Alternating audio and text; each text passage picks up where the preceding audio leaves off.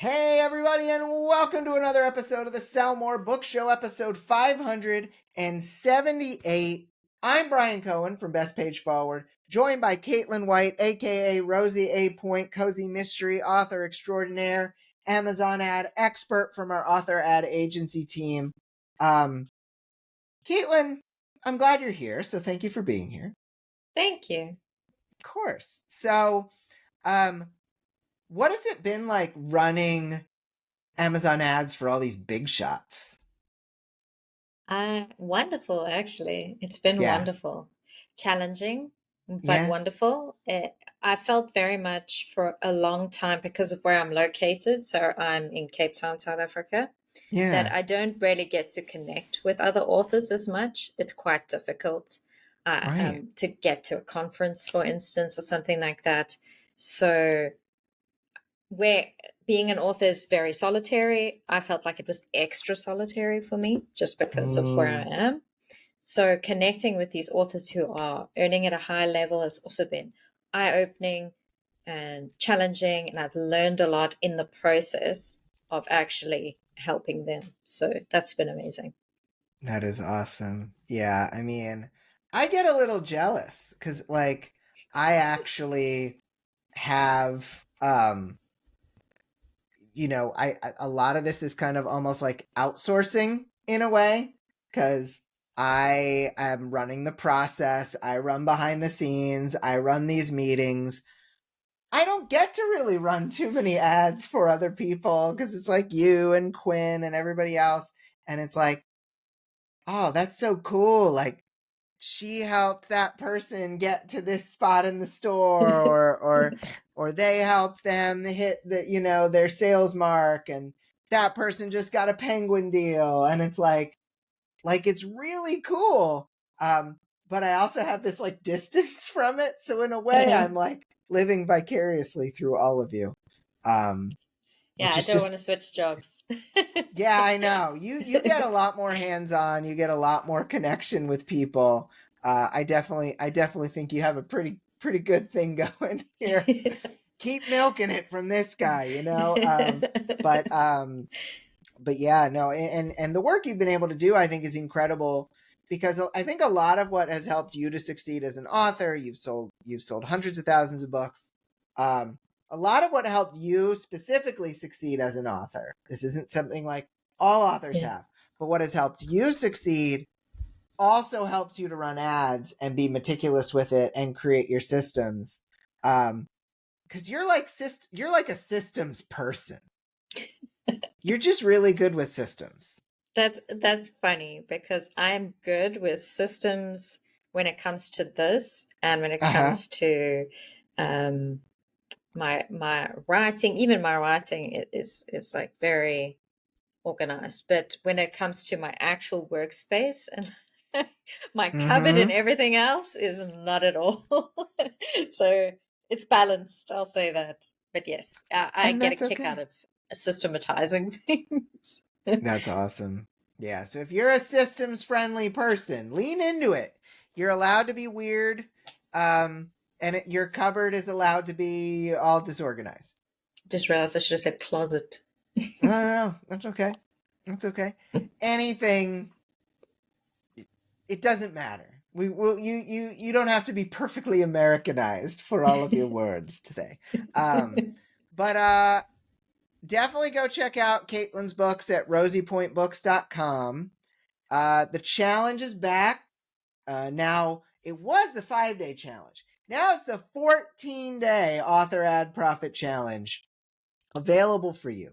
Low price, $9. Authorsadvertise.com. And it's on demand, so you don't have to be like, when does Brian go live again? You can just do it. You can just do it. Even at Cape Town times, you can do it. I actually have a note about that. I took the author ad challenge when I was starting out. It was Yeah. part of the reason that I succeeded. So I would suggest that everybody who has not taken it takes it, especially if they're at the start of their career. Awesome. Well, that's awesome. I think I knew that like we talked about maybe you taking the challenge before, but that's awesome. Hooray. Hooray is Yes. all I have to say. Authorsadvertise.com.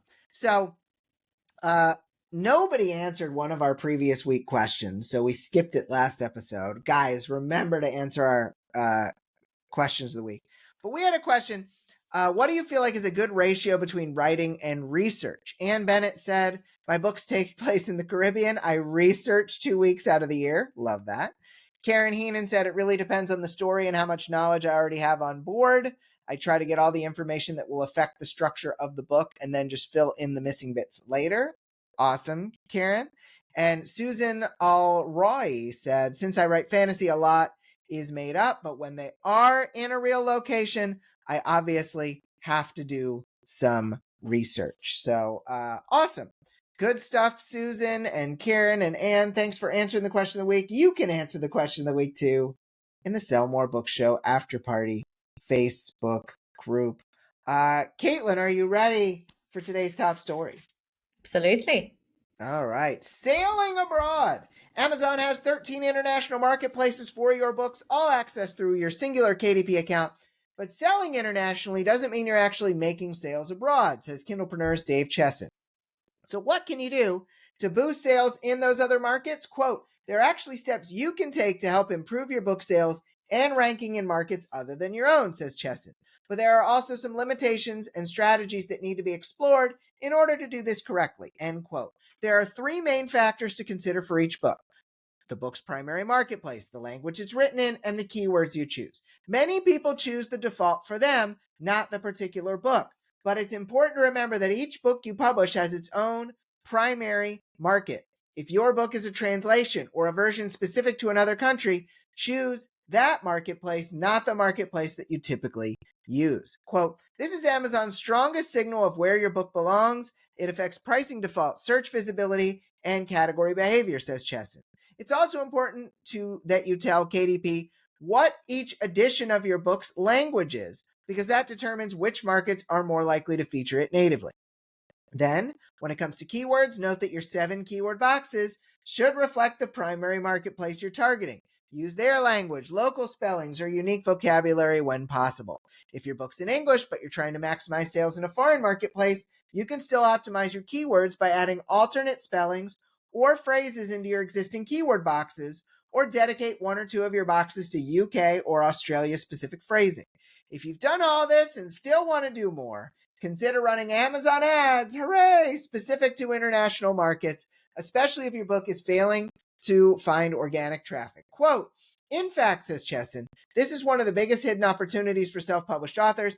A significant percentage of readers in countries like Germany, France, and Spain speak and read in English. So, Caitlin, you being outside of the United States, we kind of talked about this. It's like sometimes it feels like, these non-US or these US things aren't for you, or non-US things aren't for them, etc. I mean, this article, does this inspire anything with you with any of your books or any translations you would consider in the future?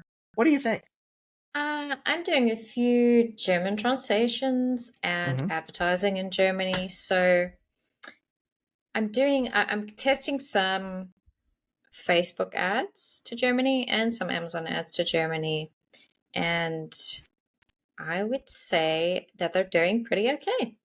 Yeah, I am working on it, and I've done all the things that Dave mentioned there, making Yep. sure the correct marketplace is selected and language and so on, and also the specific keywords specific to the language. I feel that you should focus first on what's working and then branch out if you notice that you're already selling some books in that marketplace. Maybe there's kind of some room to grow in that direction. Yeah. I mean, there's always more you can do. I feel like it's an 80-20 rule sort of in place here. If you've done some of what Dave is mentioning here, then, I think that you're probably set. Like you're probably already in the top 10% just by doing some of this.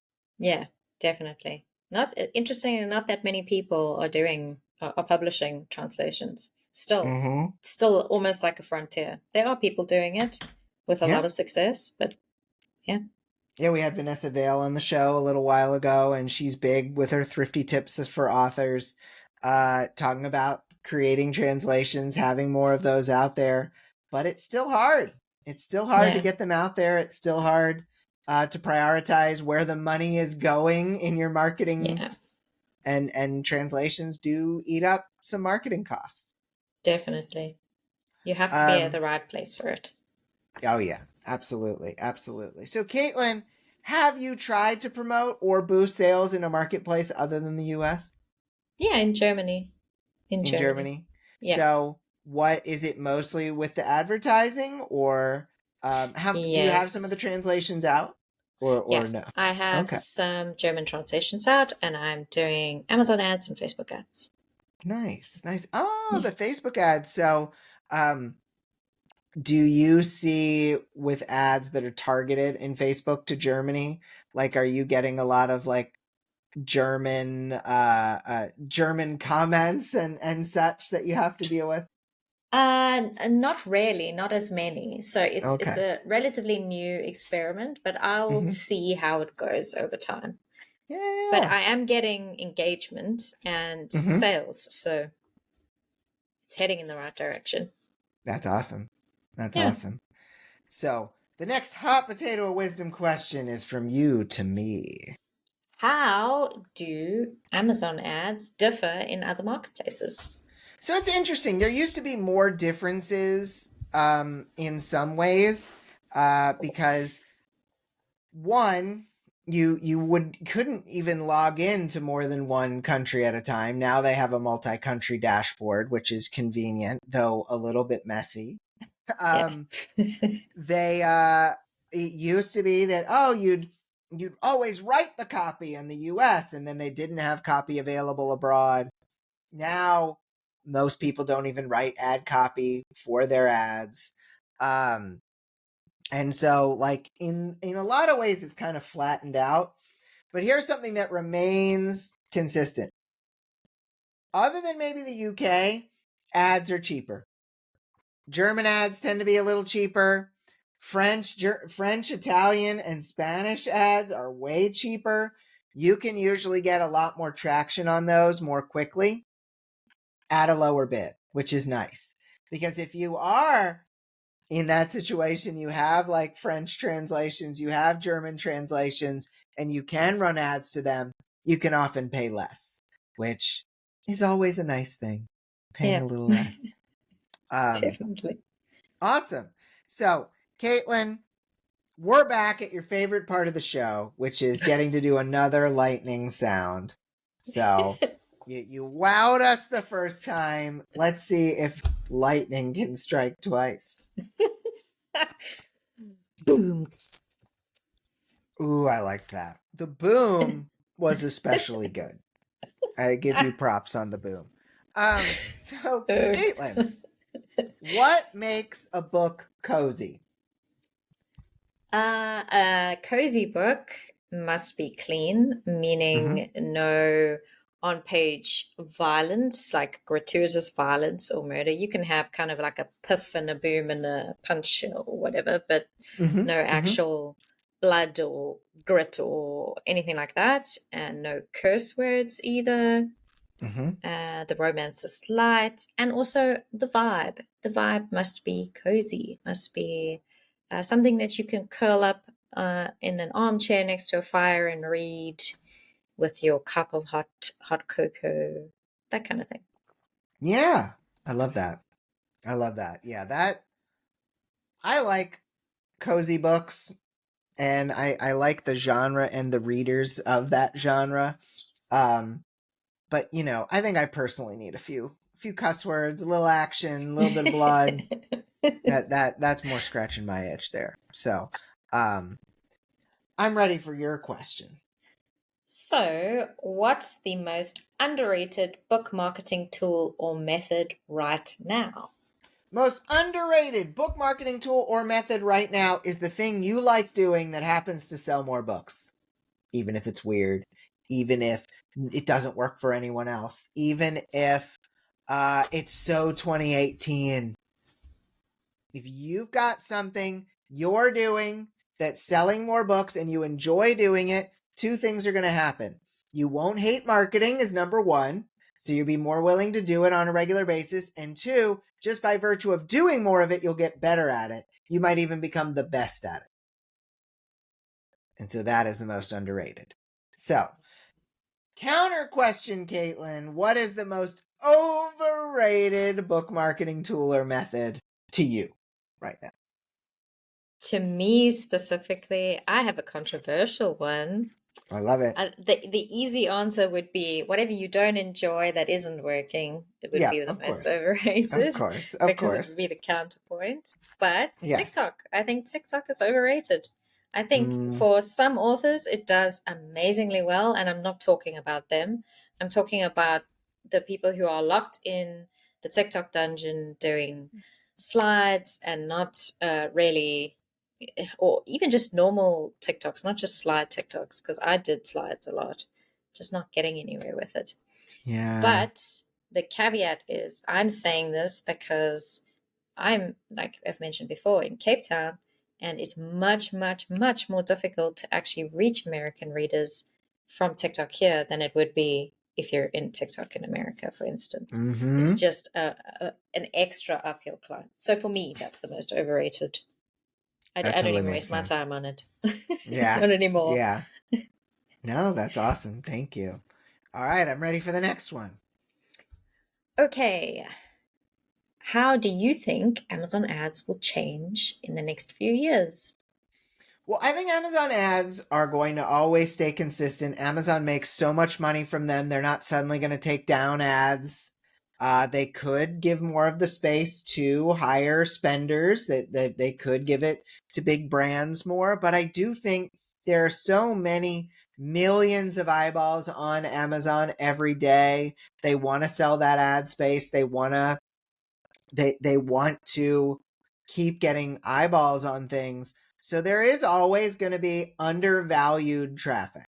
What is undervalued traffic? So if you can spend a low amount on a bid, if you can spend 35, 38, 41 cents on a bid, and your book is profitable, even if it's like, oh, you make 25% profit, still profitable. If you can promote it, then it's undervalued. If you can literally print money by getting more clicks, it's undervalued. And one of the things that I love that we do at the Author Ad Agency is we're trying to get as many undervalued, over delivering clicks for our clients as possible. And we keep finding new and inventive ways to do that, because it's not just about, oh, it's brand building. It's not just about brand building. We want everyone to make money. And so we want everybody to be more profitable. And so I think that things will change over time, but there will always be some undervalued ad space that people who know what they're doing can take advantage of. Yeah, I agree. Awesome. Well, good. Last question. Amazon ad related still. Caitlin, what do you think is the biggest lesson you've learned from running a ton of Amazon ads for yourself and others?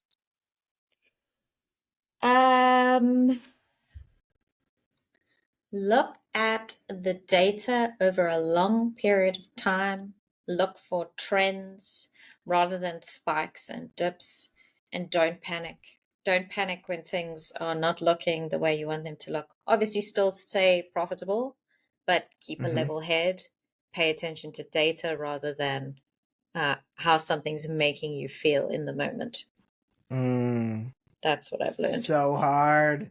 So hard for people. You know how many people we've had that it's like, if they just were able to make that leap past the emotion and look at the data, they would have made so much more money. And it's really hard. But fortunately, for the most part, people are pretty good.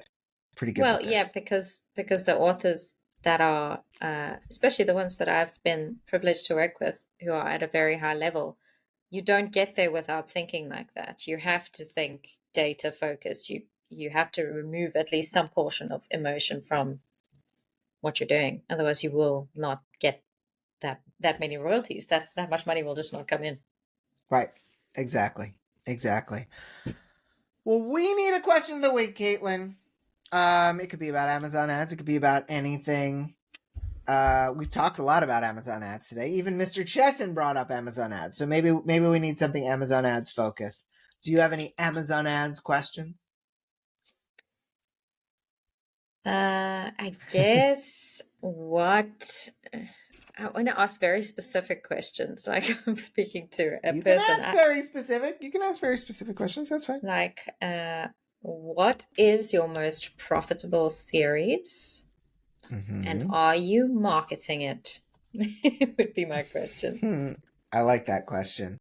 What is your most profitable series and are you marketing it? You'd be surprised. The answer is sometimes no for folks. So you can answer the question of the week over at the Sell More Book Show After Party Facebook group or sellmorebookshow.com. Go check out rosiepointbooks.com to get some really awesome, funny, entertaining, cozy mystery books. Caitlin, it's been so nice having you here. I really appreciate you being on the show. Yes, thank you for having me. It's been a blast. Yay, good. You're going to be famous. You're going to be so famous. I'm already famous. How dare you? Oh, you're right. Oh. I'm totally kidding. That was the moment that everything turned. No, I love that. I'll have some of that energy. But remember that the challenge is back. 9 extra days, just $9. Authorsadvertise.com. For Caitlin, I'm Brian. Have a great week of book selling, everybody, and we'll be back next week with a new co-host, as per usual, every 2 weeks, for episode 579. Bye, everybody. Bye.